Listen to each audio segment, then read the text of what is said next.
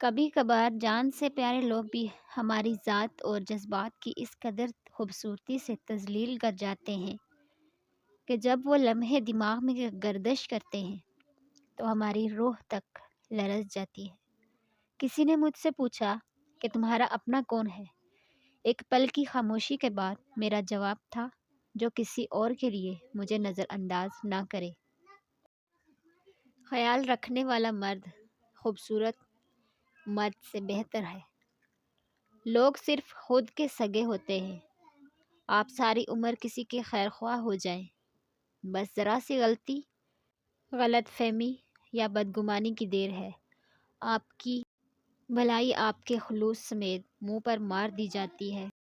تہجد بہت لاڈلی عبادت ہے۔ یہ اپنی بات منوا کر ہی رہتی ہے، بس یقین کامل ہونا چاہیے۔ من پسند شخص اگر ہر مرض کی دوا ہے تو دوسری طرف ڈپریشن کی سب سے بڑی وجہ بھی ہے۔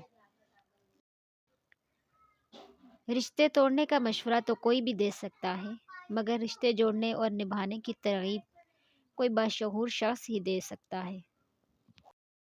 زندگی میں جو چاہیں حاصل کر لیں، بس اتنا خیال رکھیں کہ آپ کی منزل کا راستہ کبھی لوگوں کے دلوں کو توڑتا ہوا نہ گزرے۔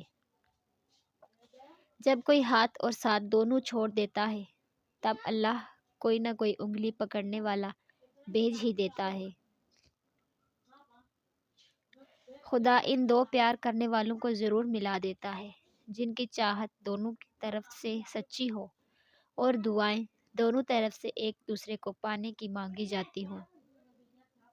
جو زیادتی یہ سوچ کر کی جاتی ہے کہ کوئی میرا کیا بگاڑ لے گا، تو پھر ایسے معاملات رب کے دربار میں بڑی جلدی پہنچ جاتے ہیں۔